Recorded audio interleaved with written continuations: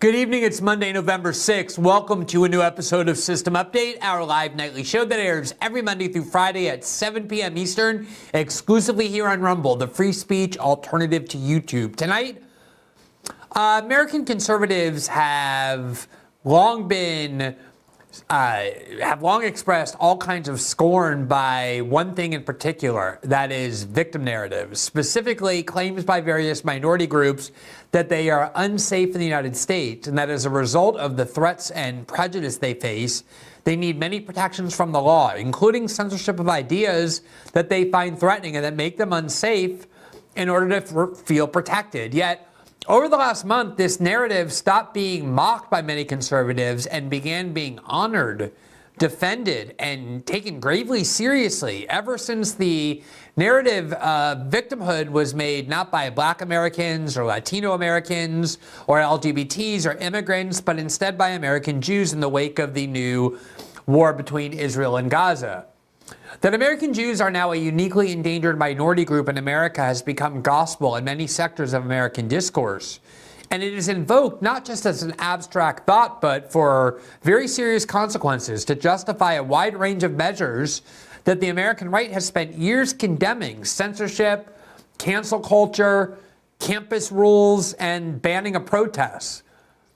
This claim about victimhood and American Jews is transforming American political life. That is not an exaggeration. A new Politico article today declares, quote, how the Israel-Hamas war is redefining the limits of free speech in the United States.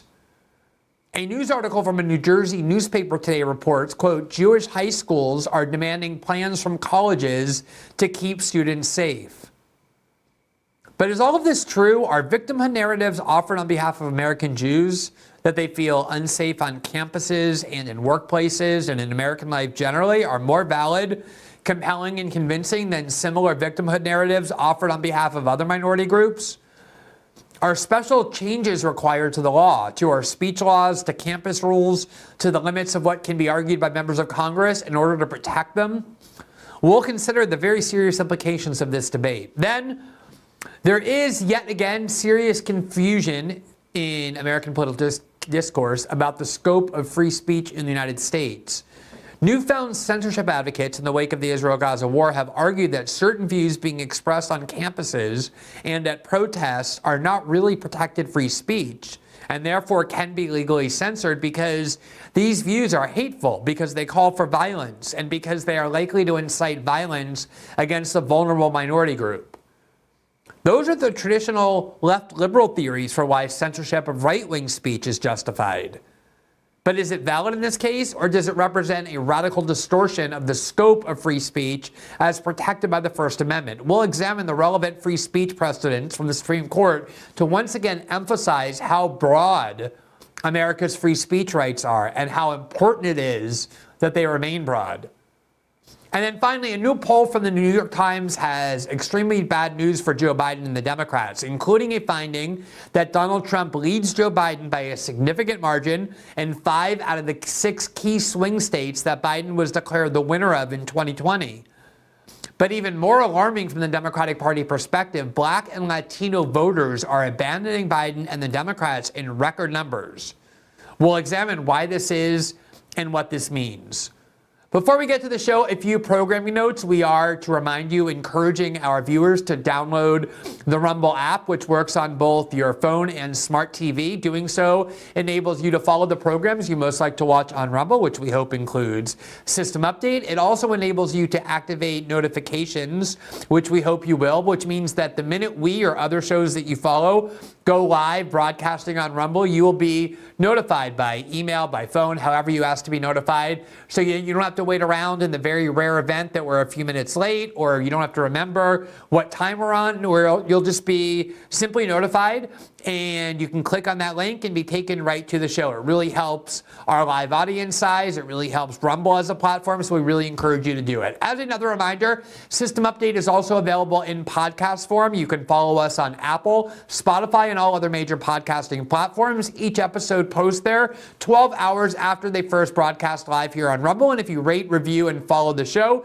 it really helps spread the visibility of the program. Finally, as a reminder, every Tuesday and Thursday night, once we're done with our live live show here. We moved to locals for our live interactive after show where we take your feedback and comment on your critiques and essentially interact with our audience. That live show, is available solely for subscribers to our locals community. And if you want to become a member of that community, which also gives you access not only to those shows, but to the daily transcripts we publish of each show here, as well as original journalism that we will publish there. And it simply helps support the independent journalism that we do here. You can click the join button right below the video player on the home page, and it will take you to the locals community. For now, welcome to a new episode of System Update, starting right now.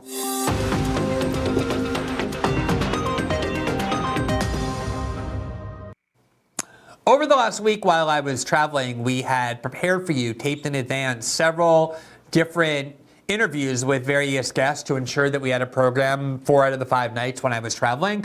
That included a couple of critics of U.S. policy toward Israel, including the musician Roger Waters and the foreign policy scholar John Mearsheimer. And over the last couple of weeks, we have had other critics of U.S. policy toward Israel, or critics of Israel itself. And one thing we have not had is any stalwart defender of Israel or a stalwart defender of Joe Biden's policy of supporting the war that Israel is currently engaged with. But that's not for lack of trying. On this program, we have emailed, we have invited, we have called multiple guests who are strong supporters of Israel, strong advocates of Joe Biden's policy of supporting Israel, people who have advocated new censorship laws or cancel culture practices in the name of protecting American Jews and Jewish students to come on our show in order to have dialogue about these issues. And that includes people who have been on our show before or whose shows I've been on, including people who were readily available every time we asked in the past. Unfortunately, we have not yet been able to secure any such guests to come on our show and make the case that we would genuinely like to hear. We promised everybody the thing we offer all guests, which is civic discourse, the ability to be heard. I don't scream and yell at anybody. I don't insult my guests. I don't talk over them. I give everybody an opportunity to be heard in the hope of having constructive and illuminating dialogue. And yet, unfortunately, everybody seems very, very busy suddenly. Several people had said that they would love to come on but couldn't because of health emergencies in their family, only for me to see them on other shows hosted by people who agree with them on Israel. One person even told us that they would love to come on, but unfortunately they're just swamped in November, but we should call them in a few weeks, maybe in December, and see if we can find some time for them to come on our show, including a person who previously was immediately available whenever we asked. So I just want our audience to know we would love to have a good faith, smart supporter of Israel, someone who disagrees with us on this conflict or on U.S. policy, but we have simply not had anybody who has agreed to come on the show. That's why we haven't had any such guest, and we have reached out to people to help us find those people who might be willing to come on. If you know of anybody or are friends with anybody or have contacts with people who you think would be good guests to come on and defend Joe Biden's policy toward Israel, or simply disagree with whatever views we've had on the censorship aspects of this war, on America feeding arms and money to Israel, or just on the general belief that Israel is blameless in this overall conflict, we would love to have those people on. We're going to keep trying. We encourage you to try, and we promise that we will put someone on who is a competent and good faith defender of their views the minute we get somebody to agree. But it's certainly not for lack of trying that we haven't had them yet. Now, to turn to the first topic of our show, there has been a lot of claims of late over the past month or so that while oftentimes claims of victimhood from minority groups are scoffed at and scorned, suddenly we now have a victimhood narrative from a minority group in the United States that should not be mocked at all, but should be taken gravely seriously. It's not Black Americans who are the most vulnerable and marginalized group in the United States. It's not Latinos or immigrants who are endangered. It's not LGBTs or Latinos or any other group, not women either. The only real group that has a valid and serious claim to victimhood, to being an endangered minority group in the United States, according to this narrative, are American Jews. And I want to show you a few examples of people asserting that, not just that they're endangered and unsafe, but also that special rules are now required in order to accommodate that feeling of unsafety, including protecting them from views on campuses that they say make them feel unsafe, or having blacklist of students who are unhirable because of views that they've expressed, or other measures that for other minority groups would usually be laughed at by certain segments of American political life if they were demanded, but now are being taken not just seriously, but we're being told are necessary in order to address the safety concerns of this one particular minority group of the United States. So here from Fox News on October 17th, Fox News is definitely a media corporation that generally mocks the idea that minority groups in the United States are unsafe because of threats, or that college students need to have special protections because they no longer feel safe in the United States because the United States is a white supremacist country, or a country that's not welcoming to immigrants or to LGBTs. But here they're taking such claims very seriously. There you see the headline on the screen: Jewish college students say they're scared to go to class and blame universities for their silence on anti-Semitism. Georgetown and American University students tell Fox and Friends anti-Semitic classmates are creating, quote, a hostile environment. Quote, as anti-Israel protests continue to erupt at colleges across the United States, Jewish students are pushing back against universities allegedly turning a blind eye to anti-Semitism on their campuses. Quote, as soon as the terrorist attacks occurred, it became a hostile environment for Jewish students. Julia Wax, a Georgetown University law student, told Fox News on Tuesday. Quote, people are scared to go to class. You have to sit next to classmates who are posting anti-Semitic rhetoric, who are promoting rallies that spew anti-Semitic rhetoric. People are scared, and the universities are doing nothing, are not doing their part, and they're not stepping up, and they're staying silent. Responding to the upheaval, Wax founded a Zionist group on campus to give Jewish students a place to go and to understand their heritage.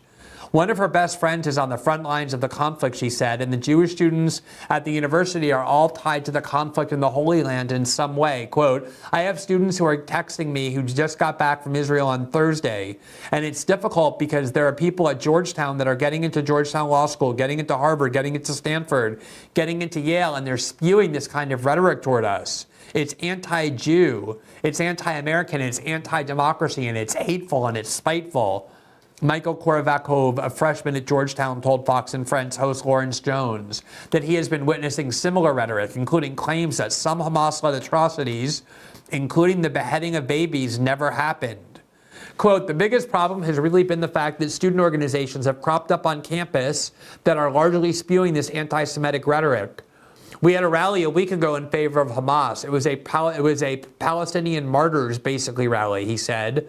In addition to that, multiple organizations released statements basically calling for the destruction of the state of Israel and also calling for anti-Israel sentiment. Lauren Kale, a junior at American University, told Jones she has always been, quote, loud and proud about her Judaism, but she doesn't feel safe on campus while the pro-Palestinian rhetoric strives to undermine support for Israel.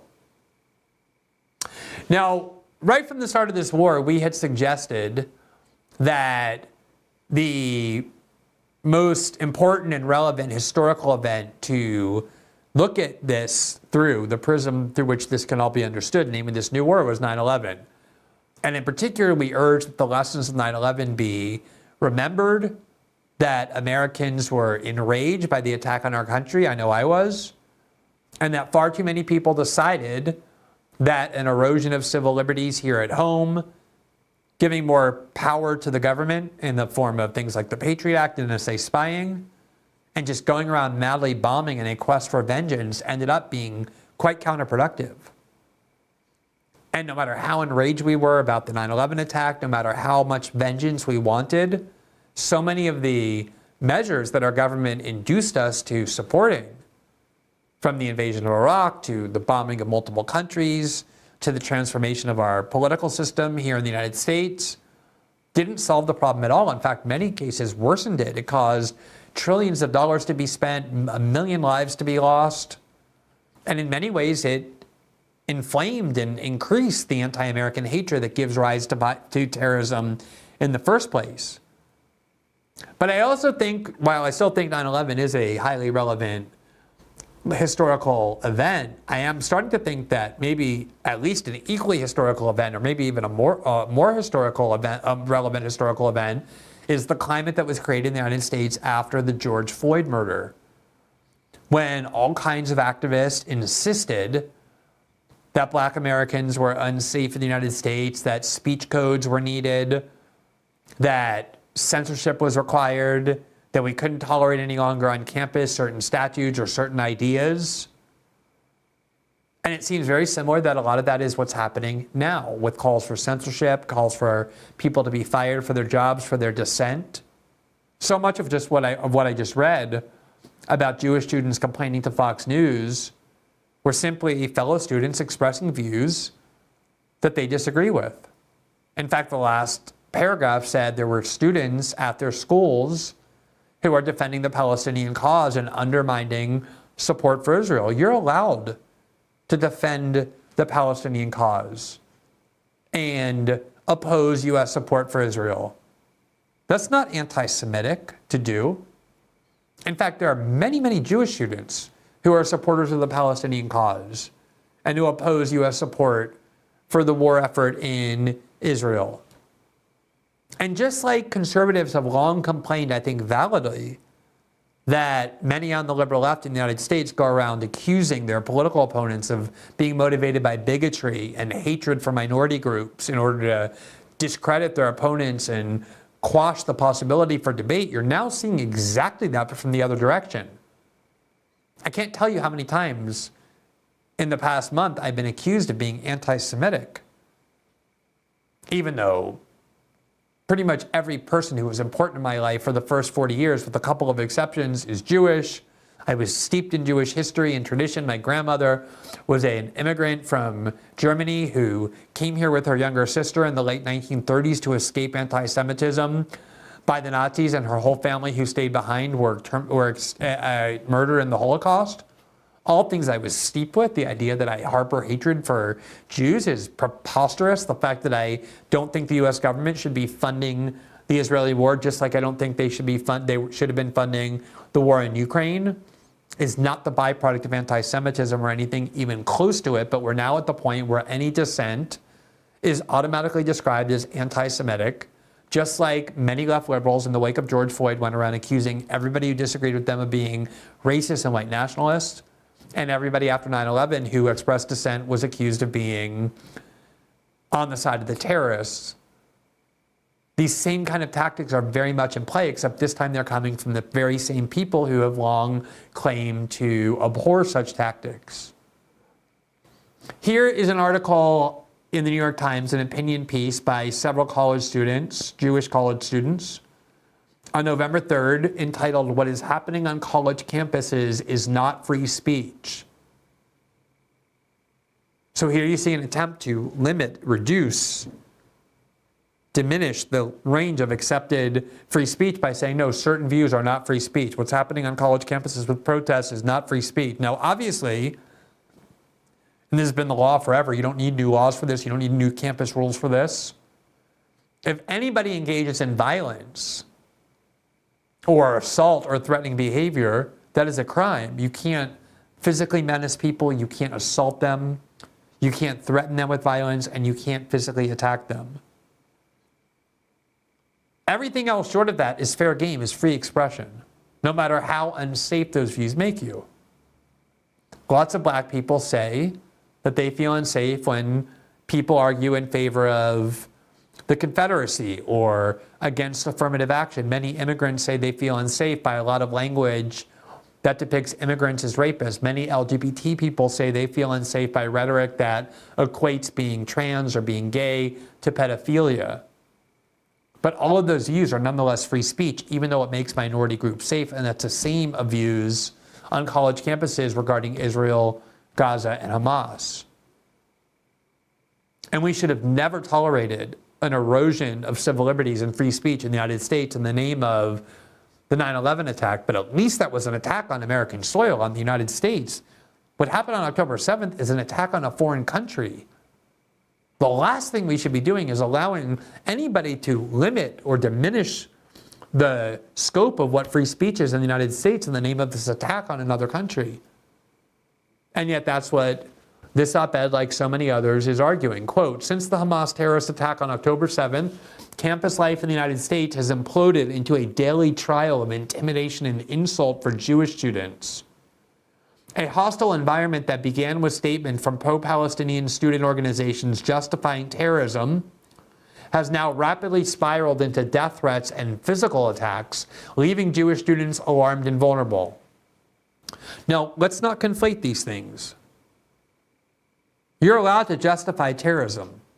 People after 9/11 who said the United States got what it was coming to it, that the United States brought that on itself, that was blowback for all the violence we brought to the Middle East, might have been saying things that many found repulsive and repellent and reprehensible, but they were obviously expressing views that were legally protected. And so people who argue that the broader context of the Israel-Palestinian conflict has to be understood, or even people who want to go so far as to say that Israel has become sufficiently repressive of the Palestinians that violence is now justified, as reprehensible as that may be, clearly are expressing views well within the free speech clause of the United States, just like you're allowed to say my government, the United States government, is so tyrannical and authoritarian that I think violence against it is justifiable. That was the Brandenburg case, in which the Supreme Court reversed the conviction, the criminal conviction of a Ku Klux Klan leader who stood up in a speech and threatened violence, saying, unless you in government become less anti-white, we're going to believe that violence is justified against you. And the state of Ohio prosecuted him for terrorism. And the Supreme Court said, no, you can advocate violence. These things are all well settled. So while I understand that black people feel intimidated or threatened by people who argue that affirmative action is unfair or is anti-white, and LGBT students feel threatened by rhetoric that equates them with pedophilia, or Latino students feel unsafe or threatened by rhetoric that says that immigrants are rapists, all of that is free speech and should be and is. And if this were coming from any other group, this idea that what's happening on campuses is not free speech, but hate speech and violence and intimidation that needs to be stopped, American conservatives would scoff at it. They've been mocking it for years. The idea that college students have a right to be safe from ideas that they find threatening on campuses. And there should be no different reaction now coming when the same arguments are offered, but by a different group. Quote, this most recent wave of hate began with prejudiced comments obscured by seemingly righteous language. Do you see here, the headline is, this is not about speech, and yet what they're complaining about are, quote, comments obscured by seemingly righteous language. They have disagreements with the views that were expressed. Not just disagreements, anger and rage over these comments. And comments justifying the Hamas attack, as we've made clear very many times on this show, are ones we think are reprehensible. The Hamas attacks cannot be justified. But people are permitted in the United States to offer the opinion that they were. And it's important that free speech be maintained.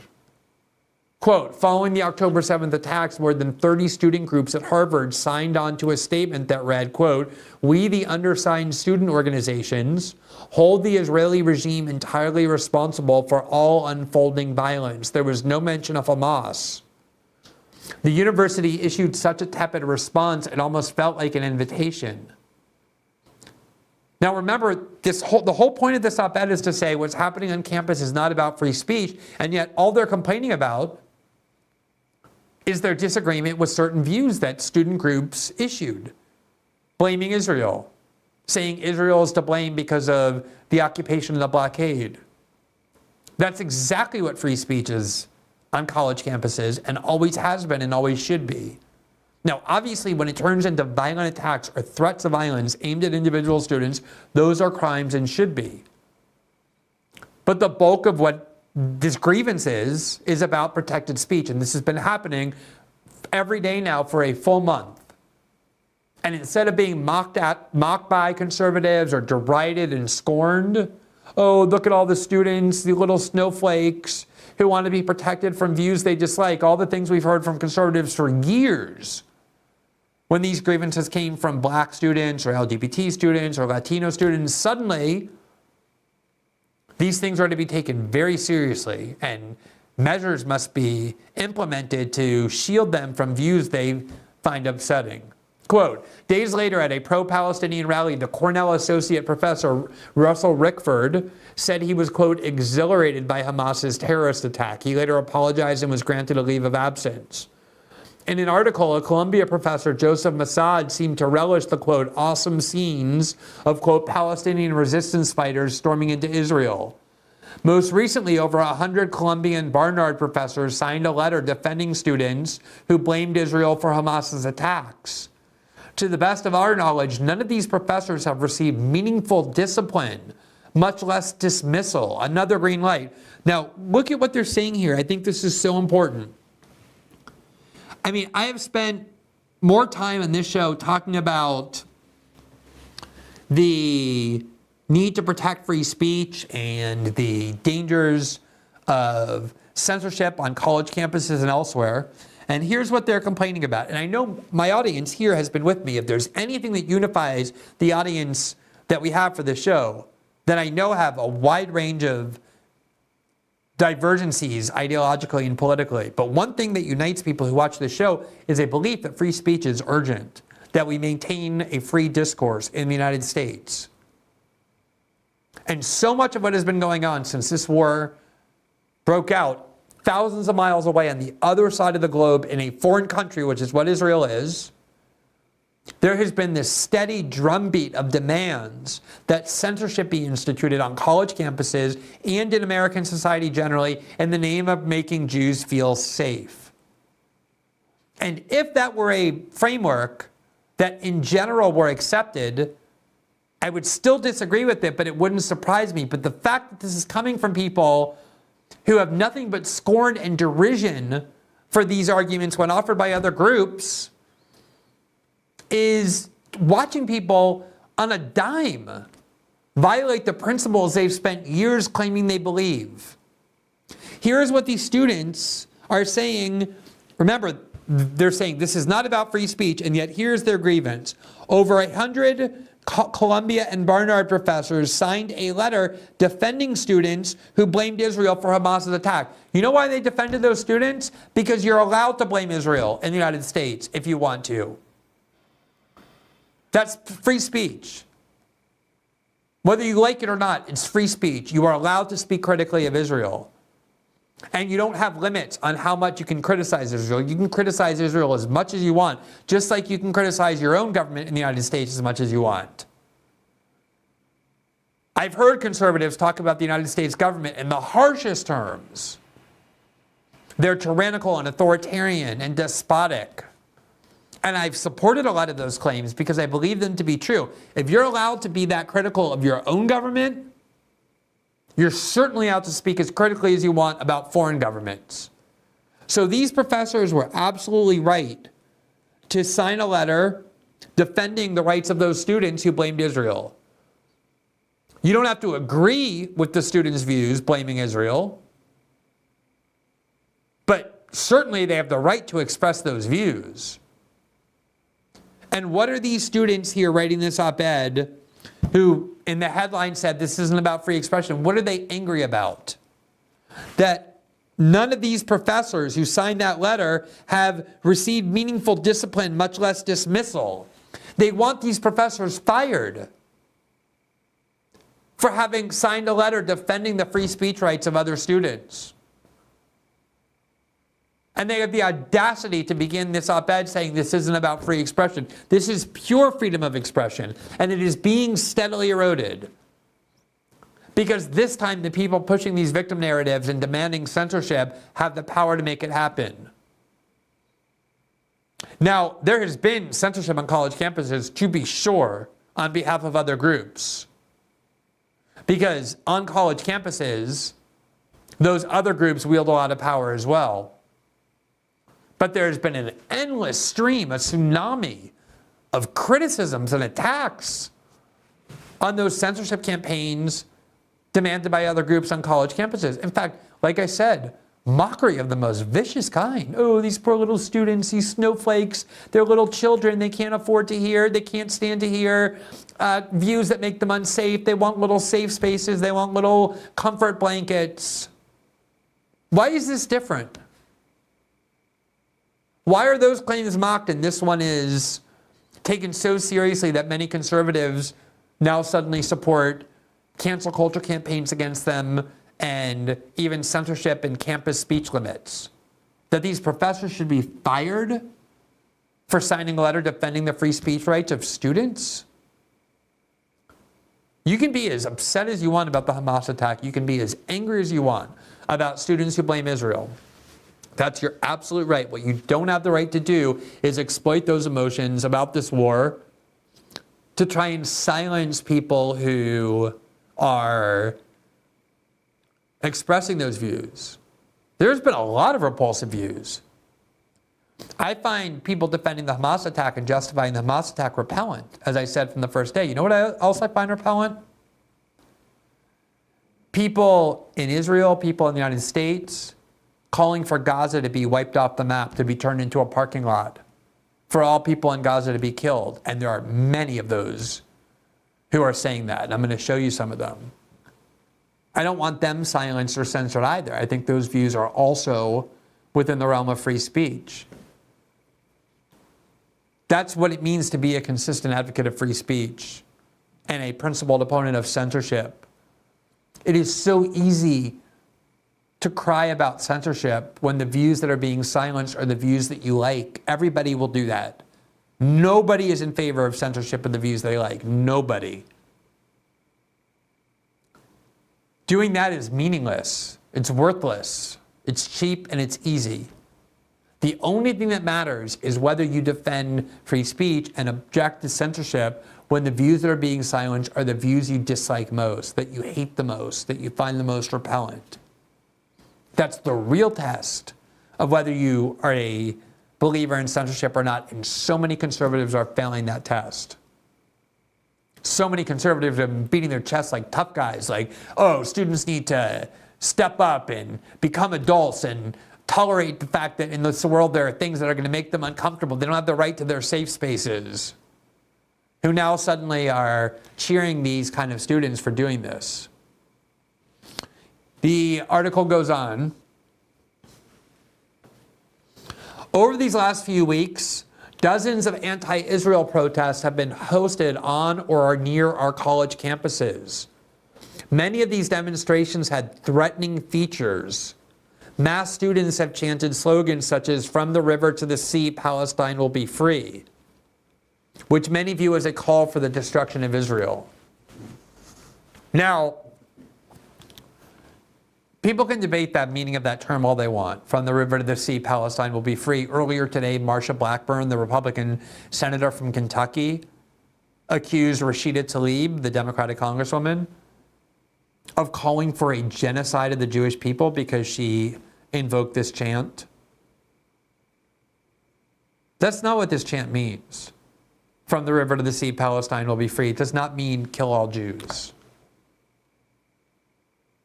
Do some people who chant that want that? Maybe. Probably. Last month, the former head of the Mossad said that Israel has now become an apartheid country. That's not Cornel West saying that. That's not Noam Chomsky saying that. That's not a Palestinian leader saying that. That's the former head of the Mossad, somebody chosen by Benjamin Netanyahu. We showed you that report in The Guardian. Many other Israeli officials have said that as well. So when a lot of people are chanting "From the river to the sea, Palestine will be free," what they're simply saying is that Palestinians from the river to the sea, from the Jordan River to the Mediterranean Sea, that area that is Israel, the West Bank, and Gaza, should be free of what the former head of the Mossad has said is oppression of an apartheid nature. Not that all Jews should be murdered. But even if the chant means Israel should no longer exist as a country, you're allowed to say that. You're allowed to advocate that you think the recognition of Israel as a state in 1948 was unjust, that it stole Palestinian land. These are all views that are protected free speech. Just like Lindsey Graham wakes up every day and calls for war against some new country. Let's go bomb Iran. Let's go wipe this country off the map. Let's go to war against this country. And I find it reprehensible. I find it reprehensible when people call for Gaza to be wiped off the map. But I wouldn't want any of those people censored because those are all protected free speech. And so is that chant. Quote, simply affirming that taunts and intimidation have no place on campus isn't enough. Professors violating these rules should be disciplined or dismissed. Student groups that incite or justify violence should not be given university funds to conduct activity on campus. Are you somebody who trusts college administrators, knowing what you know about college administrators, to decide which student groups have views that incite violence? Do you not think that there are college administrators who will look at, let's say, a conservative group that has anti-trans rhetoric or that equates LGBTs with pedophilia or that calls gender-affirming care mutilation? Do you not think there are campus administrators who would consider that incitement of violence and therefore that group should be defunded for its views? Or conservative groups who oppose affirmative action? Don't you think that there are administrators who would consider that white nationalist or racist or anti-immigration student groups? Don't you think there are administrators at Harvard and Yale and Princeton who would regard that as inciting violence? Is this the power you want to give to college administrators like these students do? Quote, furthermore, in line with anti-harassment and anti-discrimination policies, established university initiatives that protect minority groups must also include Jews. Universities should adopt the International Holocaust Remembrance Alliance definition of anti-Semitism as a mechanism for properly identifying and eliminating anti-Jewish hate. Now, there have been many attempts to essentially define anti-Semitism to include opposition to Zionism, or even criticism of Israel. Boycotting Israel, for example, is considered anti-Semitic. Even though the boycott of Israel, designed to end the occupation of the West Bank and the blockade of Gaza, was modeled after the boycott movement against South Africa that brought down the apartheid regime in South Africa. Oftentimes, these are ways of smuggling in attempts to censor, just like having a very broad definition of what's racist that includes a lot of right-wing speech is an attempt to justify censorship on the ground that those aren't political views, those are racist views, those are white nationalist views. Those are views that incite hatred against trans people, and therefore it needs to be censored. This is all the left liberal theory of censorship that's being invoked here, all of it, every last prong of it. I've spent 7 years now arguing with left liberals who want to censor, and I know exactly what they think. I know the phrases they use. I know the theories they invoke. And I've spent the last month arguing with newfound right-wing advocates of censorship. And I can tell you they sound exactly alike. It's like arguing with a mirror image of one another. Oh no, that's not really political speech, that's hate speech. That's speech designed to incite violence against a vulnerable minority group. That's calling for genocide. That's calling for fascism. It's all the same thing. Hate speech isn't free speech. Calls for violence aren't free speech. All the same left liberal arguments for censorship are all the ones that people on the right who are calling for censorship are now invoking. Now, there are a lot of notable exceptions. Candace Owens publicly disagreed with Megyn Kelly over whether students who criticize Israel or who defend the Palestinians should lose their jobs. And Vivek Ramaswamy had an op-ed in the Wall Street Journal entitled "Cancel Culture Won't Help Us Defeat Hamas." And the outstanding nonpartisan pro-free speech group Fire.org vehemently denounced Ron DeSantis for flagrantly violating the First Amendment when he banned a pro-Palestinian group at the University of Florida, claiming they were providing material support to terrorism, even though they were doing nothing other than expressing views Governor DeSantis disliked. So there have been a lot of conservatives who have been principled, but a huge number have not. Now, as I said at the top, all of this is being justified by a campaign to try and claim that while victimhood narratives from every other minority groups, blacks, LGBTs, Latinos, immigrants, women, trans people, are all jokes, there's only one minority group that faces real endangerment, real vulnerability in the United States, and that's American Jews. In fact, there's a very viral campaign underway to try and claim that there's a second Holocaust coming. And it's urging people to declare publicly whether they would hide Jews the way brave people in Europe hid people like Anne Frank during the first Holocaust.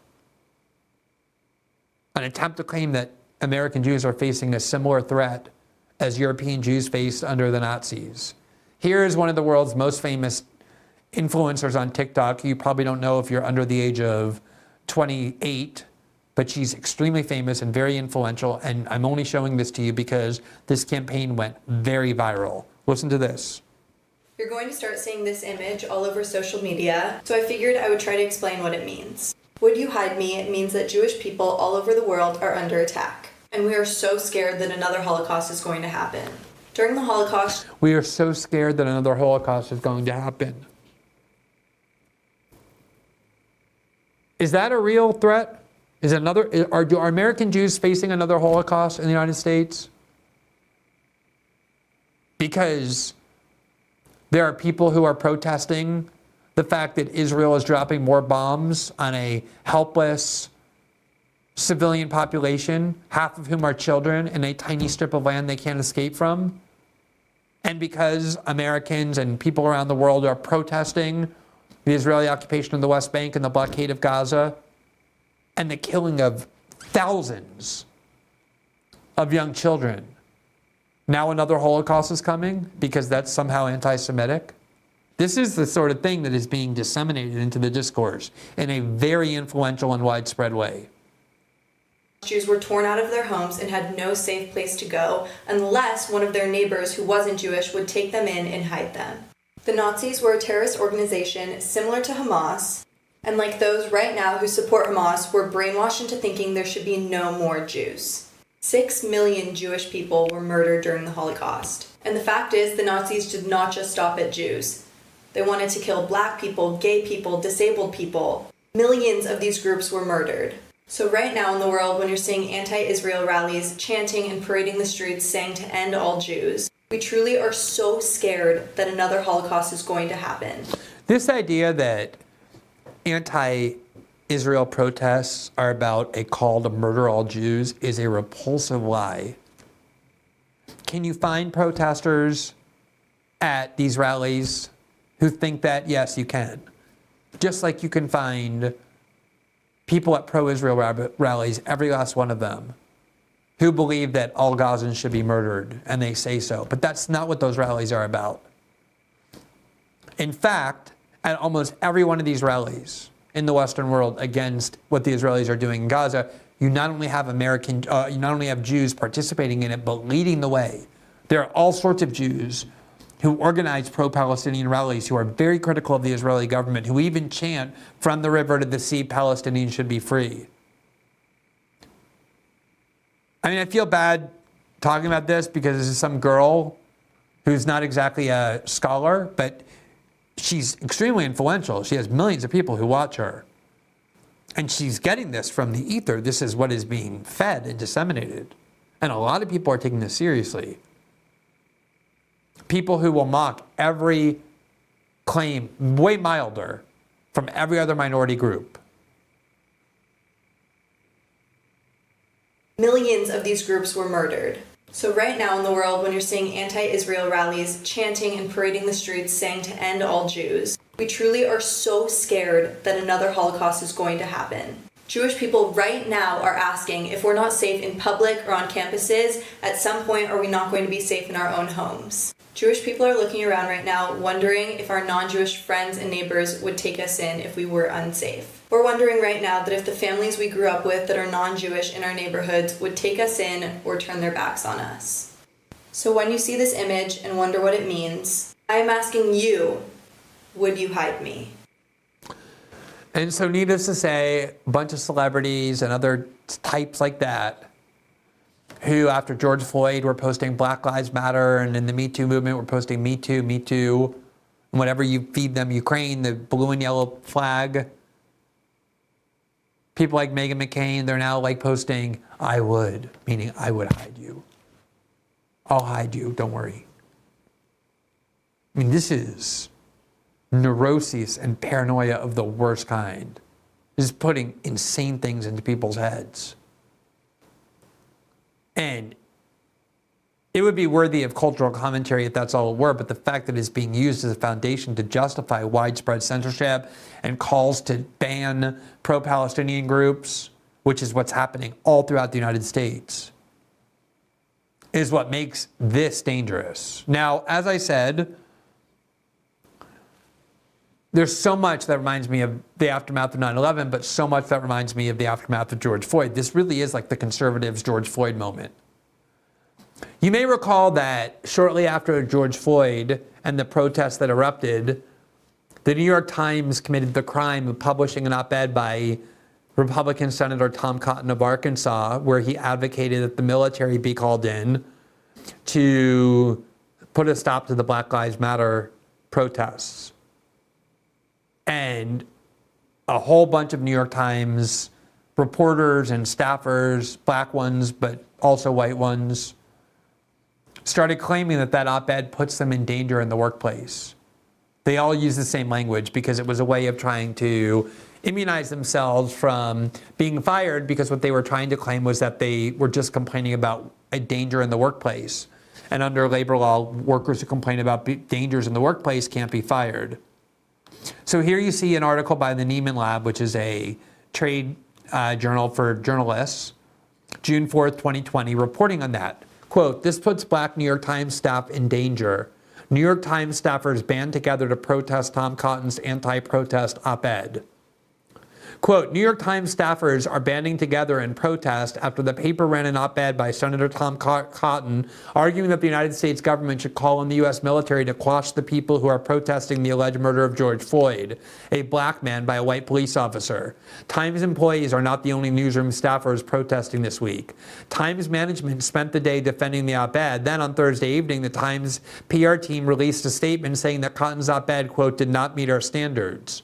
So in response, they retracted the op-ed, and then they fired the editor of the editorial page who approved publication of the op-ed. And here's just one of many tweets by New York Times staffers. Here you see Jasmine Hughes, a black New York Times staffer, who said running this op-ed put black New York Times staff in danger. So they claimed they were endangered by this op-ed. And I mean, every conservative I know mocked and derided this idea that New York Times staffers were endangered in the workplace because of an op-ed that was published.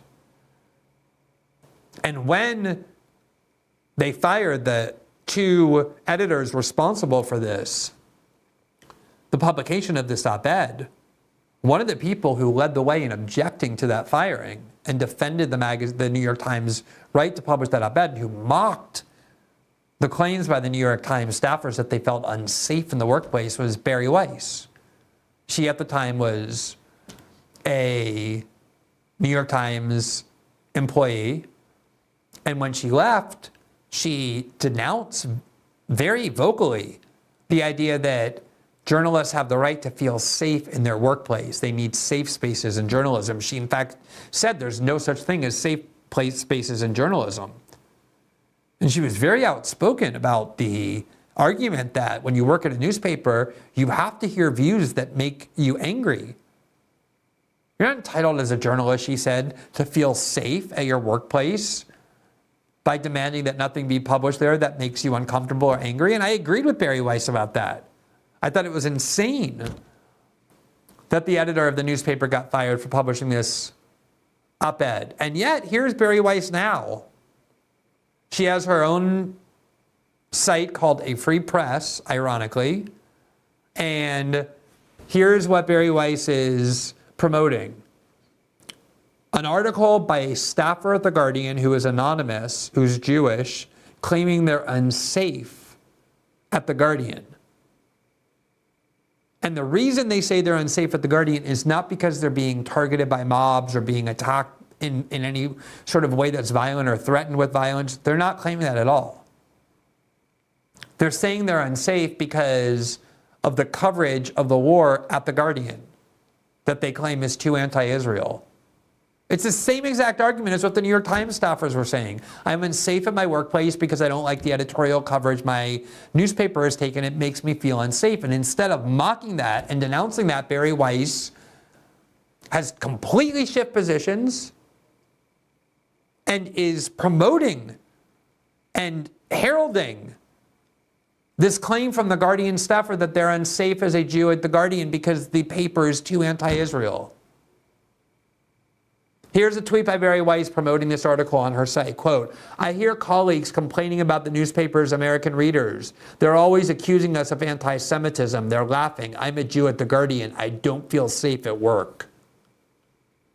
Must read, said Bari Weiss. And if you read the article, as I did, you will find that the person, there's the title of it, I'm a Jew at the Guardian. I don't feel safe at work. An anonymous employee describes the hostile environment at Britain's foremost left-leaning newspaper. And if you read the article, you will find that the person is complaining solely about the fact that they think the editorial coverage of The Guardian is too one-sided, just like the New York Times staffers said they were unsafe because of the coverage by the New York Times. Quote, can we put the article up? Here's what the article said. This is why they're claiming they're unsafe. Quote, I look at the papers the next day. The newspapers I work for has a tank on the front page. Quote, hundreds die and hostages held as Hamas assault shocks Israel. Victorious terrorists hold a Palestinian flag. The subheading reads, Netanyahu declares war as 150 Israelis die, 230 Palestinians killed in airstrikes. I don't understand. I know people, Israelis, who were murdered. They did not, quote, die as if it was some kind of an accident. I saw footage of terrorism. It was not an assault. On Monday, I go to work. How are your family? A colleague asked. When I answered, she squirms. Can't they just leave, my colleague says? No, they can't actually. I look at the morning newsletter for the newspaper I work for. It breaks down the number of dead Palestinian children. It does not mention dead Israeli children.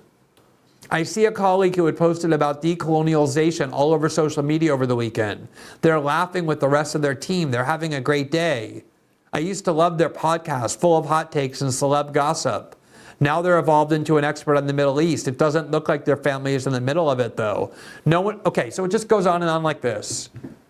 Imagine if this were a black journalist or a Latino journalist or an LGBT journalist saying they felt unsafe at the workplace because they didn't like the editorial coverage of their paper. Bari Weiss would be leading the way, mocking that person and saying, if you want a safe space, don't go into journalism.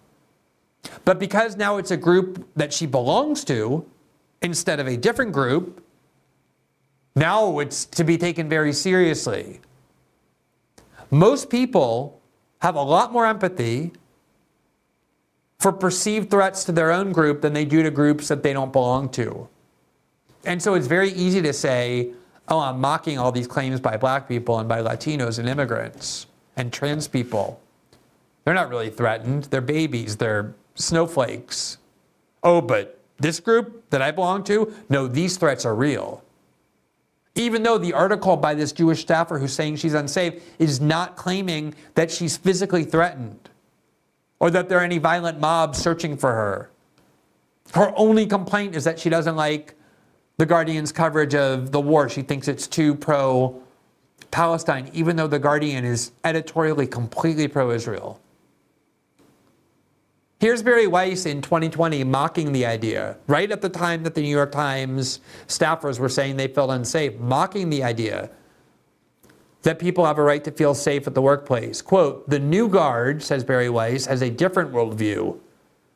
One articulated best by John Haidt and Greg Lukianoff. They're the ones who wrote the book Coddling of the American Mind that makes fun of the idea that Americans now have a right on college campuses to feel safe.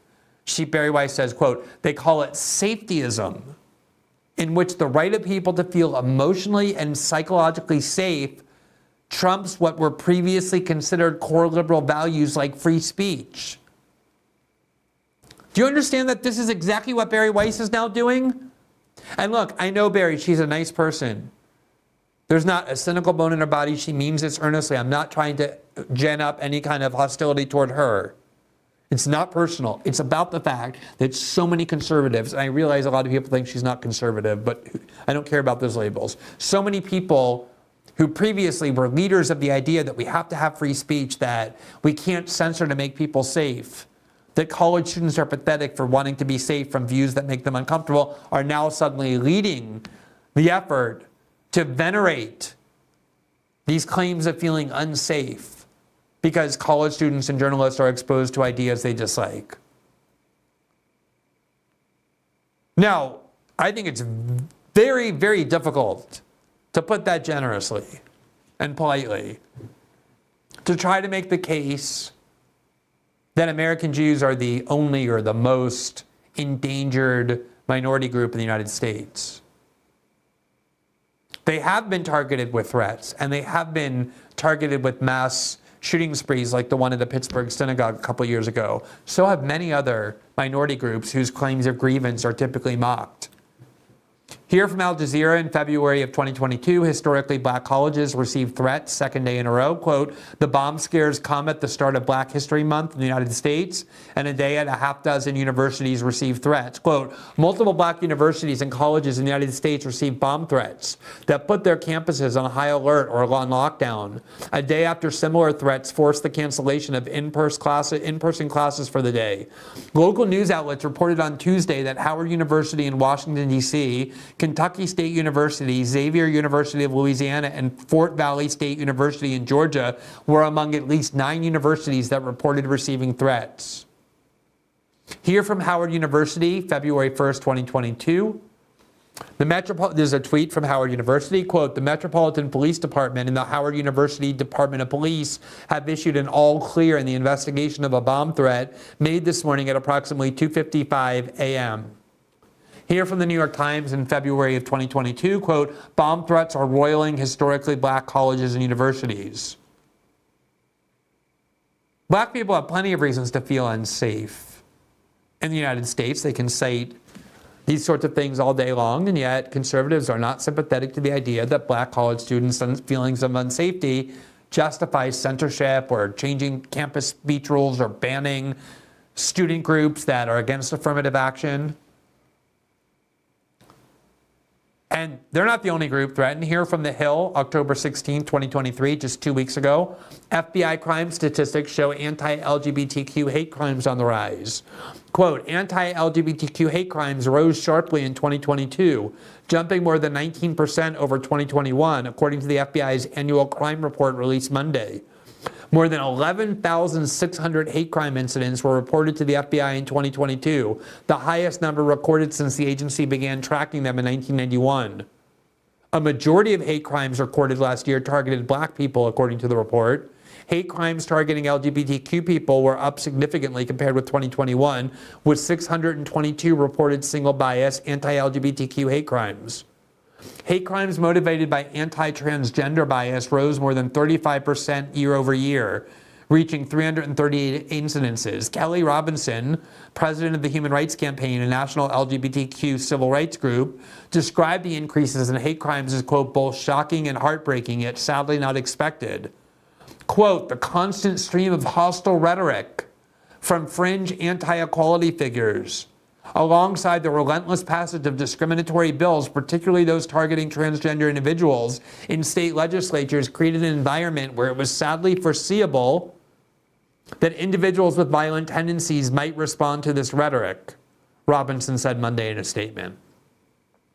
What do people like Bari Weiss do, or, I don't want to pick on her, any conservative who mocks these claims do when a group like LGBTQs claim that they're threatened and endangered with violence because of rhetoric against them? They say, too bad. We have free speech rights to speak about your group. Here from the Voice of America, August 30th, 2023, quote, report, African Americans remain the top target of hate crimes. Quote, the recent killing of 3 black people in Jacksonville has drawn attention to a grim reality that researchers have long documented. Black Americans are the most frequent victims of racially motivated hate crimes in the United States. And there's all these statistics about how significant that is. Now, a lot of American Jews are pointing to identical studies. Here from CNN, October 13, 2023, 2022 saw the highest rate of recorded anti-Semitic incidents in the U.S. American Jews fear the Israel-Hamas conflict could make things worse. Quote, many Jewish people in the United States have become more vigilant and concerned about their safety as deadly fighting intensifies between Israel and Hamas. Oren Siegel, vice president for the Anti-Defamation League Center on Extremism, said, quote, it's a very painful time for Jewish people in the U.S. who are already facing an increase in hate crimes.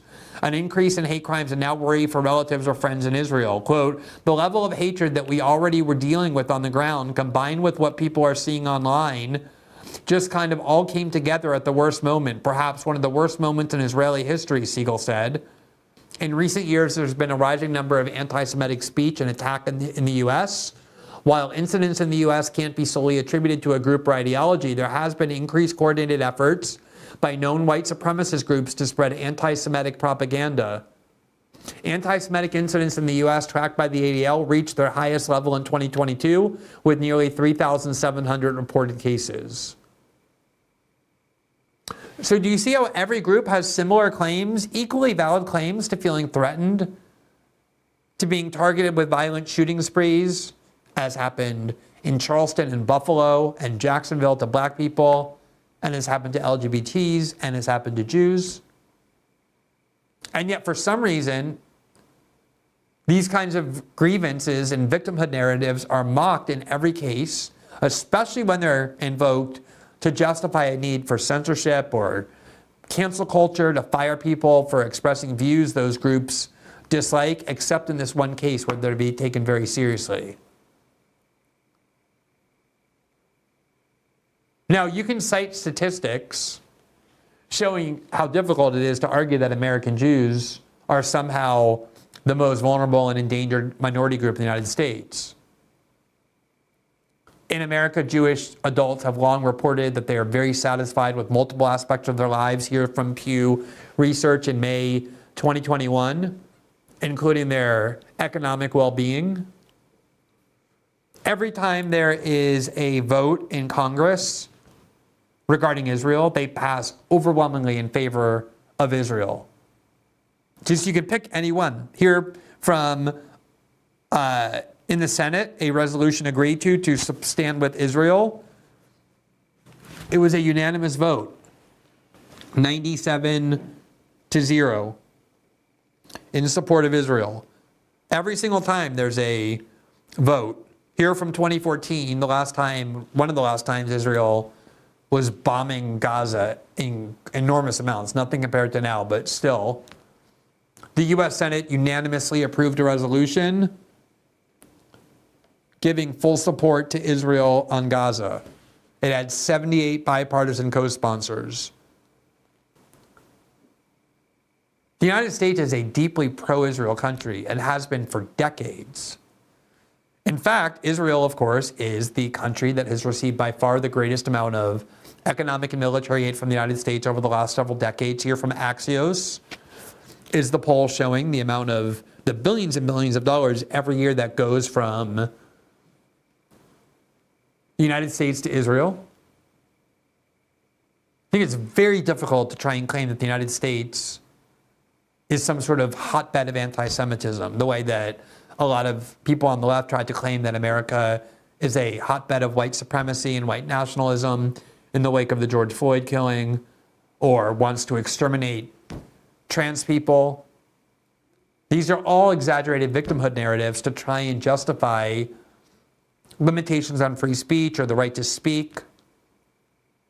And they should be taken no more seriously in this case when it comes to censorship than in any other case. Now, one of the people who has been very consistent is Bata Unger Sargon, who is as steadfast an Israel supporter as it gets. She goes on television, she wears a gigantic Jewish star, visible to the camera because she's very proud of being an American Jew.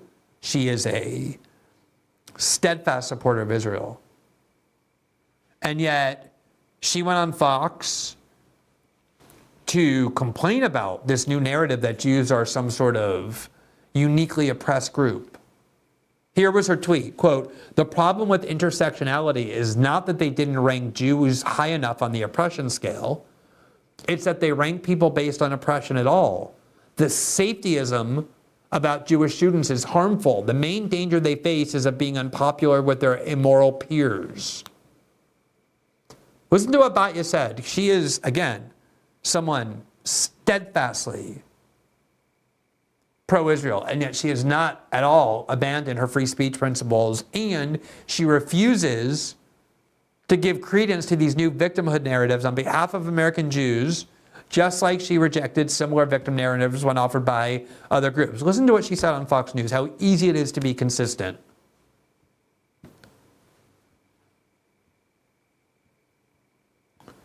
Can we play this video? I'm having... You are also seeing students saying that they don't feel safe on campus. And to that, I have to say, I hope they'll forgive me for saying this, but, the problem with the intersectional movement is not that they didn't rank Jews high enough in the oppression Olympics. It's that they rank people based on oppression at all. And this language of safetyism, it's not healthy for the students to see themselves that way. I do think most of the threats are bullying, yelling, not physical in nature, although the editor of the Harvard Law Review attacked a Jewish student yesterday. We saw a video of that. But most of it is in the realm of speech. And I think that it is much more important for Jewish students to be able to defend themselves from bad ideas and bad speech than it is for them to accept this idea that they are actually unsafe. What they are unsafe, what they are in danger of is being unpopular with their peers who have adopted sociopathic views that they have been taught by their professors and that they learned on TikTok, by the way, because the Chinese Communist Party controls TikTok and has sided with Hamas in this conflict. And so they're learning all of this there. But you know what? The Jewish students need to stand up for themselves. They need to stand up for what is right. It's okay to be unpopular with sociopaths. Now, I have some bones to pick with what she said about TikTok. The fact is that TikTok has more or less turned over their censorship and content moderation decisions to the U.S. security state in exchange for being allowed to stay in the United States. But leave that aside. The much more important point is that what she's saying here is that this idea of trying to convince American Jews that they're facing another Holocaust or that they need to be protected from unpopular ideas through censorship and through punishing other students who are critical of Israel is just as dangerous when other groups demand that. It's the same kind of safetyism that the American right and people who are conservatives have long derided and mocked, and it should continue to be derided and mocked because this effort to erode our civil liberties and to try and suggest that we are not permitted to have free speech about Israel and about this war is just as dangerous as any other censorship efforts. And yet, because of how much support it has from American conservatives, not all but many, and because of how bipartisan a pro-Israel posture is in the US Congress and among our political elite class, these censorship efforts are really taking hold in a way that is very dangerous. And it's being predicated on this claim that is incredibly demented and damaging to Jewish people to convince them that they face another Holocaust, that they need their non-Jewish students to hide them like Anne Frank was hidden. It's okay to have pro-Palestinian protests. It's okay for people to blame Israel for that conflict. Those are all legitimate ideas, even if you disagree with them. What's way more dangerous is not allowing that free speech to thrive, but trying to stifle it. Now, one of the things that happens whenever there come time for free speech debates is lots of people get very confused. I think sometimes deliberately confused about what the First Amendment actually protects. And as I said earlier, I have debated left liberal censorship advocates for the last 7 years, even much longer than that. And they say things that are just not true. They say, this is hate speech and that's not free speech. Hate speech is not protected by the First Amendment. They say speech that might incite violence is not protected. They say speech that generates hatred for a minority group is not protected. They say that advocating violence against a group or genocide is not protected. All of that is untrue. The free speech clause of the First Amendment is very broad. It even allows you to advocate violence. You are allowed to advocate violence. You are allowed to advocate genocide. It may make you a repulsive person, but you're allowed to do it. And the seminal case that defined the contours of free speech in the United States was the case of Brandenburg versus Ohio, which was a 1968 ruling by the Supreme Court that made a very steadfast stance for free speech. And it left a tiny little exception that is very narrow. It's basically you're not allowed to stand on a street corner with a mob and direct it to go and tell it to burn down that person's house over there. In other words, you can't tell a mob to go do violence in a way that's very imminent and specific against another person. But anything short of that, short of gathering a mob outside of someone's house with torches and telling them to go burn it down, is protected free speech. Here's the case describing what happened. Quote, the appellant, the person appealing, is a leader of the Ku Klux Klan group, and he was convicted under the Ohio criminal syndicalism statute. And what was his crime? Quote, that statute made it a crime to, quote, advocate the duty, necessity, or propriety of crime, sabotage, violence, or unlawful methods of terrorism as a means of accomplishing industrial or political reform. And he was accused of violating this terrorism statute because he stood up at a rally and threatened violence against American political officials because he claimed they were too anti-white. He was arrested, he was fined $1,000 and sentenced to 1 to 10 year imprisonment, and they had him on film. And it showed him in his Klan regalia making a speech. This is the court speaking, and the speech in full was as follows, quote, the Klan has more members in the state of Ohio than does any other organization.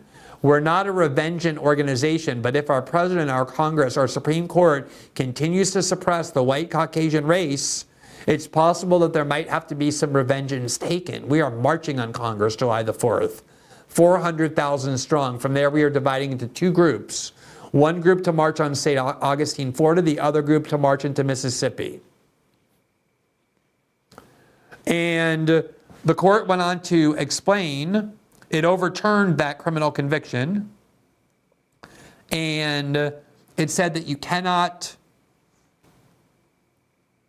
convict somebody for standing up in a speech and threatening violence and advocating violence as a necessary or justified response to repression. You are allowed to advocate violence to the court.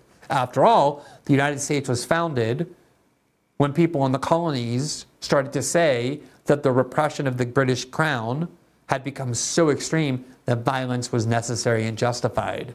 It'd be a weird country to be founded based on people saying violence is necessary, to then turn around and say, oh, you have free speech, but you're not allowed to advocate violence. The court said, no, you're allowed to advocate violence. This is what it said, reviewing the history in the 20th century of Supreme Court decisions. Quote, these later decisions have fashioned the principle that the constitutional guarantees of free speech and a free press do not permit a state to forbid or prescribe advocacy of the use of force or of law violation.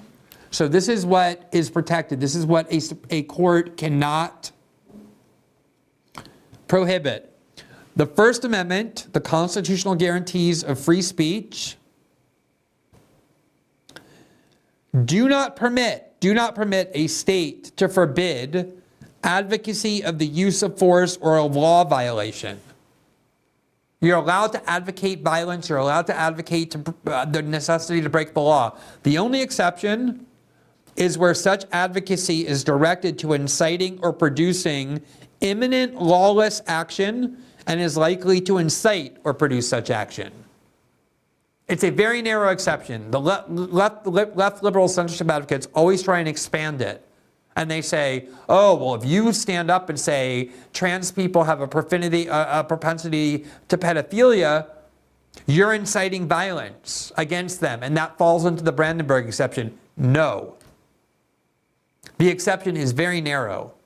That's why they said the only kind of advocacy you can criminalize is one that is directed to inciting or producing imminent lawless action and that is likely to do so, meaning you have an actual group of people, a mob, and you tell them to go attack that person over there. Not within the next month or 2 months, but like the next 5 minutes. And court cases have said it's extremely important that we keep this exception narrow or else the exception will swallow the rule. The court went on, as we said in Noto versus the United States, quote, the mere abstract teaching of the moral propriety or even moral necessity for a resort to force or violence is not the same as preparing a group for violent action and steeling it to such action. A statute which fails to draw this distinction impermissibly intrudes upon the freedoms guaranteed by the First and 14th Amendments.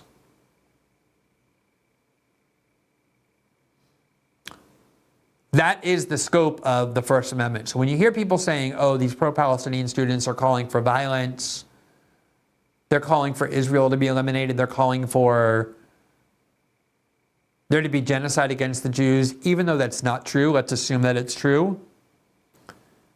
Those are all protected free speech. You're allowed to advocate those things. Now, I think it's very important to note that it isn't just pro-Palestinians and pro-Palestinian protesters who have been advocating violence of this kind.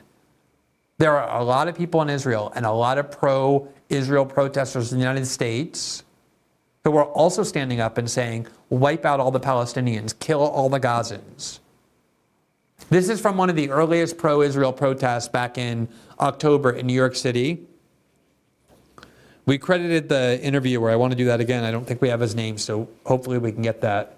I want to make sure he gets the credit. But there was a reporter who went to that pro-Israel march in New York, and he interviewed some of the people at the pro-Israel protest and asked them what they want Israel to do. Listen to what they said. Fuck Palestine! Palestine to my dick! What do you think the response should be from Netanyahu and the military to Gaza? Kill all Palestinians! All of them! Kill all Palestinians, all of them. Not one left. One left from the river to all of them. Not one left from the river to the sea. Palestine will be deceased. From the river to the sea, Palestine will be deceased. Do you think you could go and arrest this person for having said that? You cannot. Because as despicable as that statement is, it is clearly protected speech under the First Amendment. He has the free speech right to say that. Let's listen to others. And Israel need to do like this. You see? Now Gaza. Like this. Gaza need to do like this. Or like this, but all this Jewish. Two options. What do you think the response? First of all, the reporter who conducted these interviews is Jeremy Lafredo. And you just saw there another pro-Israel protester saying, you have two options. Either you flatten Gaza and turn it into a parking lot, or you allow it to remain, but only with Jews. You drive these Palestinians out, you kill them all. Also protected speech. Here are a couple others. What do you mean to Gaza? We gotta wipe them off the fucking map. I'm talking about every fucking flatten them like a parking lot. Yeah, flatten them out once and there's for all. nothing else you can do. They proved to us that there's nothing else you can do. We tried, and We tried everything. It doesn't work. We have to wipe them flat off the fucking map, like a fucking parking lot. I'm not stopping till all Arabs are wiped out. I think now it's the time that we need to erase Gaza. There is people inside, our people inside, that kidnap, and now we need to kill all of them and free Israel. Wipe Gaza off the map, kill them all. You think any of these people can be arrested or should be arrested? All of their belief is killing Jewish and killing and murder our people. Flatten it. Flatten Gaza. Flatten it. Flatten Gaza. I would vehemently oppose her prosecution, even though she's calling for genocide. Just like all these other people at this march. Not all the other people at this march, but the people we just heard from are. And you can go to every Israel protest, and it's not a majority of people by any means who support Israel who are saying this, but there are some. Just like it's not a majority of people at these pro-Palestinian marches who want to kill all Jews, even though you can find some if you look hard enough. But they all have the free speech right to say it. Here, in case you think that was just some sort of one-off after October 7th, here is video of a bunch of Israelis, young Israelis, who in 2014 set up a party with chairs to watch and cheer to watch the bombs fall on Gaza, to see the buildings blow up. And reporters went to them and interviewed them and said, well, what are you doing here? Why are you doing this? And listen to what they said. This is 2014. We want to see it in our own eyes, not from television point of view. They chose Hamas to rule them. It's their fault. They got it to where it is now, not us. But don't you think you'll get worse by bombing them? No, I think that's the only solution. I think they should just clear off all the city. Just take it off the ground. Yes, I'm a little bit fascist. I think they should just destroy all of Gaza, take it off the map, take it off the ground. I'm a little bit fascist, she said. You can see another rocket going in from Israel, slowly making its way, presumably a precision-guided missile coming into the northern part of the Gaza Strip, and it seems as though the bombardment has been very much in Beit Lahia. Now, the sound that you are hearing here, we're on the top of a hill, and I think you can probably see there are lots of Israelis gathered around who are cheering when they see these kinds of Israeli strikes. And it is an astonishing, macabre and an awful thing, really, to watch this display of fire in the air. But really it is what is going on in the ground, Wolf, that is significant. All right, so they all got together. They were applauding. They wanted to cheer. They wanted to see the bombs exploding things. And you heard what they say. Now, it's not just random pro-Israeli protesters. Just like you can find people in the leadership of Hamas or the Hamas Charter who say we want to erase Israel. People in the Israeli government have these views too. Here's an article from Haaretz, the Israeli newspaper, about people inside the cabinet, Netanyahu's cabinet, or in the Knesset, who are explicitly calling for an ethnic cleansing of Gaza. Quote, we are told that tranquilizers were handed out before the screening, great conditions. The people who underwent the atrocities were forced to do so without the benefit of Konopin.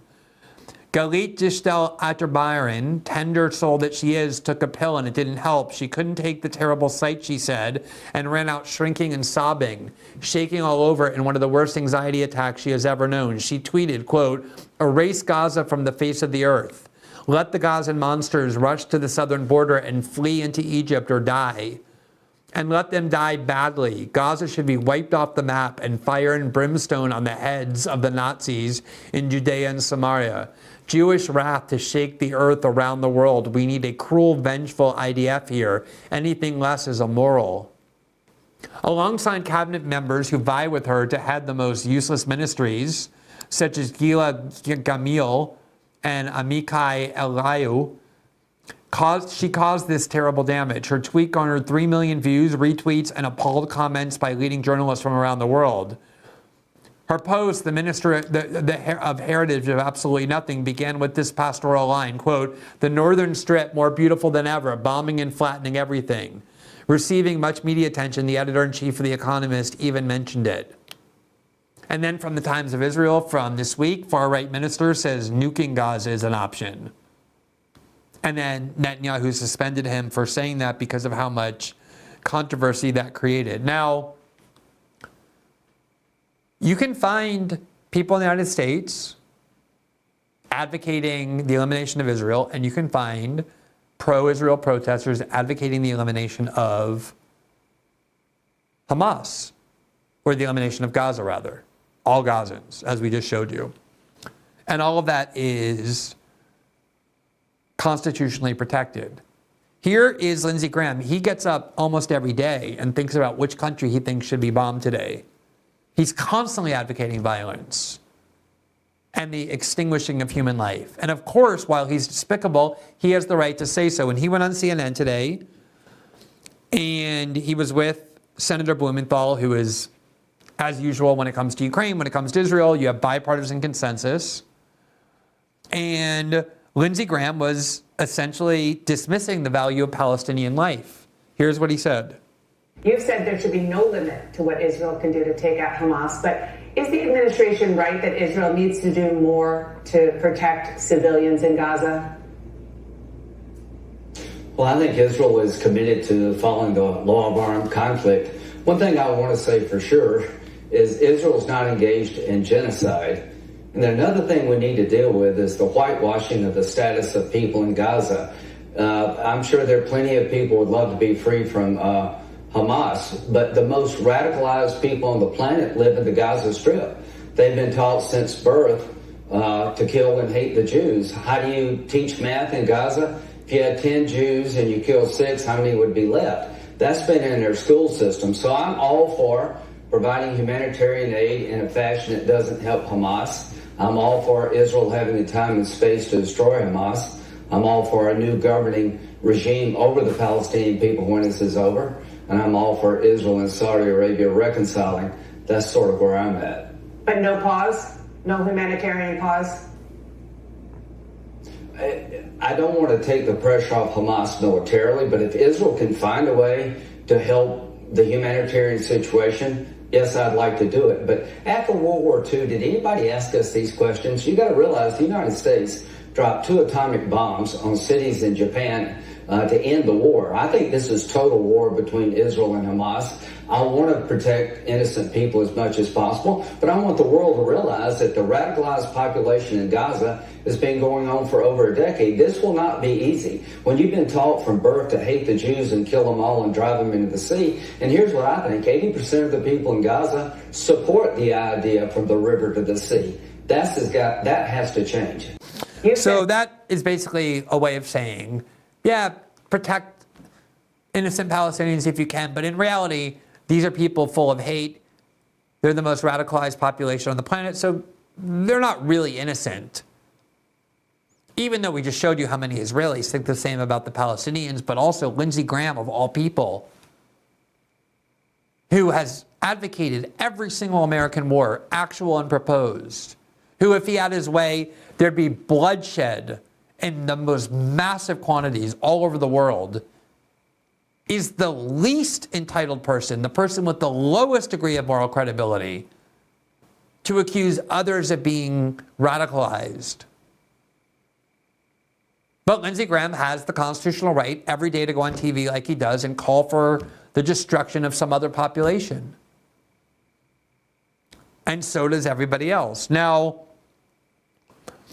one of the things that has been, I think, disturbing is that there's been an effort by a lot of billionaires to dictate to American colleges which views they can allow to be heard and which views they can't. I don't think it's a healthy thing if we now have billionaires dictating through their money which views can be heard. Billionaires are entitled to donate or not donate whoever they want, and yet there's been a campaign from the start led by oligarchs like Bill Ackman, who was the first one to compile the list, the public list of students who were too critical of Israel or too defensive of the Palestinians. He wanted to put them on a list of people who could not be hired.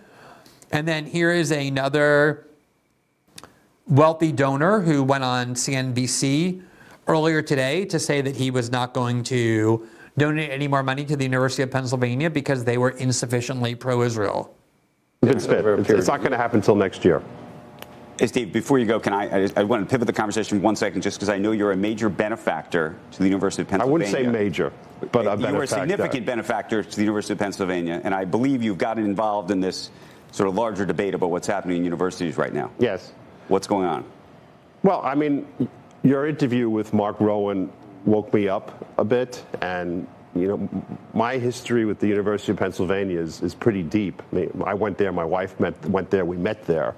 My sister went there, my brother-in-law went there, and they met there. So a lot of members of my family have been there. I've gone back to the university many times to speak. After a couple of days after the interview, I called my contact person at the university, and I said, we have a small scholarship that we created about a dozen years ago, and I called my contact and I said I wanted our names removed from it immediately. I do not want my family's name associated with the University of Pennsylvania ever. What was the response? She was very nice. She understood, and she has gotten a lot of calls like that, and she said she would take care of it. Is there anything they could do to change your mind? Yeah, you could fire the president and the chairman of the board of trustees immediately. I believe they're having a board meeting today. Well, I doubt they're going to do anything. But so I hope you can see just the confluence of events, very radical, extreme events over the last month in the United States in the name of this foreign war. Just today, Brandeis University de-credentialed or banned a student group, Students for Justice for Palestine, just said you're not allowed to exist anymore. They were going to have a vigil for Palestinian victims. That's off. They're not allowed to meet. They're not allowed to exist as a group. They can't get any more funding.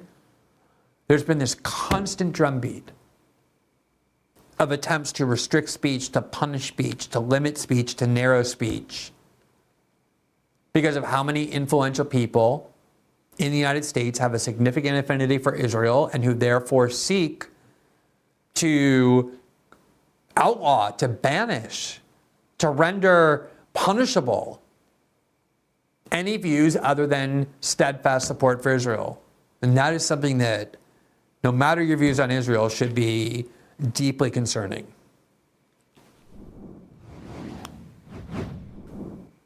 As our last segment, there has been polling data that is causing a great deal of anxiety among Democratic Party stalwarts and in the Biden White House, and for a very good reason.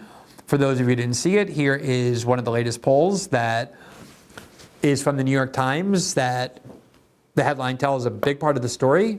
There you see it. Trump leads in 5 critical states as voters blast Biden, Times Siena poll finds. Voters in battleground states said they trusted Donald J. Trump over President Biden on the economy, foreign policy, and immigration, as Mr. Biden's multiracial base shows signs of fraying. Here are the 6 swing states, all of which Biden was declared the winner of in 2020.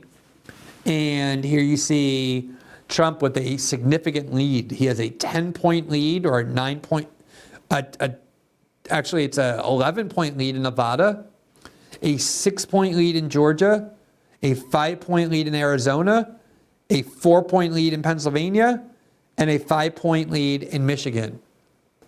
All states that Biden was declared the winner of in 2020. Only in Wisconsin is Biden leading, and he's leading there only by 2 points. But what is even more disconcerting for Democrats and confusing to the media is the reason why that's happening. Quote, across the 6 battlegrounds, all of which Mr. Biden carried in 2020, the president trails by an average of 48 to 44%. Discontent pulsates through the poll, with the majority of voters saying Mr. Biden's policies have personally hurt them. The survey also reveals the extent to which the multiracial and multi-generational coalition that elected Mr. Biden is fraying. Demographic groups that backed Mr. Biden by landslide margins in 2020 are now far more closely contested, as 2/3 of the electorate sees the country moving in the wrong direction. Voters under 30 favor Mr. Biden by only a single percentage point. His lead among Hispanic voters is down to single digits, and his advantage in urban areas is half of Mr. Trump's edge in rural regions. Black voters, long a bulwark for Democrats and for Mr. Biden, are now registering 22% support in these states for Mr. Trump. a level unseen in presidential politics for a Republican in modern times. 22% of black voters, 1 out of every 5, saying they would vote for Trump over Biden in these states. Add it all together, and Mr. Trump leads by 10 points in Nevada. We just went through those numbers. And then here you have an article today specifically about the fact that black and Latino voters are abandoning Trump. As black voters drift to Trump, Biden's allies say they have work to do. And there's an article about how these demographic groups on which the Democratic Party has long relied to win elections simply don't trust Democrats and don't like Joe Biden. Now, I think there's a couple of notes here to observe. One is that it is remarkable that Donald Trump even has a chance to win, let alone is leading in the key states by this margin, given that he is now indicted on felony charges in 4 different jurisdictions, 2 federal, 2 state. 10 years ago, it would be unthinkable for an American politician who even had the possibility of an indictment to get near high office. And yet now, Trump is indicted in 4 different jurisdictions on 4 different felony charges. And voters don't care. In fact, his lead has increased since he's been indicted. And I think the only conclusion you can reach is that voters regard our leading institutions of law enforcement and the Justice Department and the corporate media that constantly pushes the narrative that Trump is guilty. They regard those institutions as fundamentally corrupt. They don't trust them any longer. They don't listen. These media outlets have been telling people that Trump is corrupt, that he's a criminal, that he did an insurrection, and they don't care. They're not listening to that. They don't trust these institutions. The media can't affect what they think any longer.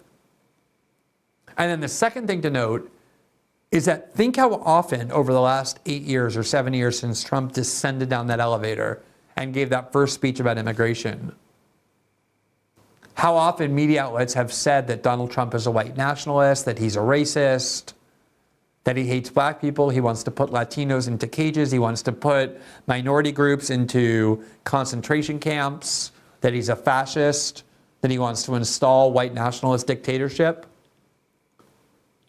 And here you have a huge number of Latino and black voters, 42% of Latinos, 22% of black voters saying they intend to vote for the person these media outlets have repeatedly told them is a white nationalist and hates them because he's racist. Think how much contempt they have to have for these media corporations, how little trust they have to have in them for them to tune that out and reject that and decide they're going to vote for the Republican candidate over the Democratic Party candidate, given the history of voting patterns of these groups. And these institutions, the Justice Department, the law enforcement agencies and the FBI, prosecutors and the corporate media have earned that distrust. They've earned that hatred. They deserve that. And they're starting to realize just how much of a gap there is. Imagine they go into work, they talk to each other every day about how Donald Trump is such a laughable, ridiculous, preposterous, corrupt fascist. And then they read the New York Times and they see what the American people are thinking. And they have to come to the recognition that what they say doesn't matter. Now, they'll blame Americans for being stupid, for being low information, for being so susceptible to people who are feeding them disinformation. They'll blame the voters themselves, as they always do. But deep down, they have to know that they are losing control over the narrative. That's why they have turned more and more to censorship, because they're trying to silence and eliminate the only voices that are dissident, that critique them, that offer an alternative way of thinking. And the reason is because of this. They saw in 2016 that if they allow too much free speech on the internet, they cannot control the outcome.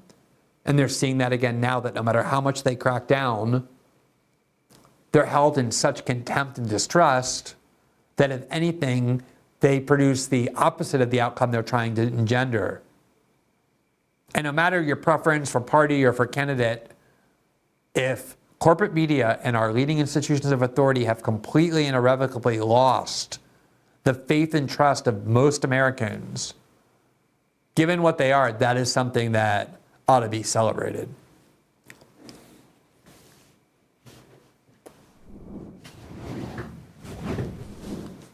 So that concludes our show for this evening. As a reminder, System Update is also available in podcast form. You can follow us on Spotify, Apple, and all other major podcasting platforms. Each episode airs 12 hours in podcast form after they first are broadcast live here on Rumble. And if you follow, rate, and review our program, it really helps spread the visibility of our show. As a final reminder, every Tuesday and Thursday night, once we're done with our live show here, we move to Locals, which is part of the Rumble platform, where we have our live interactive after show.